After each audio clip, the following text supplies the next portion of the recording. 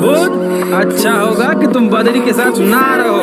इसके साथ रहोगे तो हमेशा शैतानी करते रहोगे, पढ़ाई नहीं। पढ़ाई तो छोड़, तुझे तो ठीक से खेलना भी नहीं आता। बदरी, तू एक लूजर है, लूजर।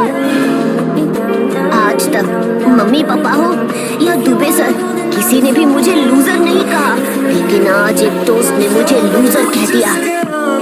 से मुकम्मल हो गई थी जिंदगी, दस्तके खुशियों ने दी थी, मिट गई थी हर कमी। क्यों बेवजह थी ये सजा, क्यों ख्वाब देखे वो ले गया, ये जो हम लगे सितम साब ऐसे दे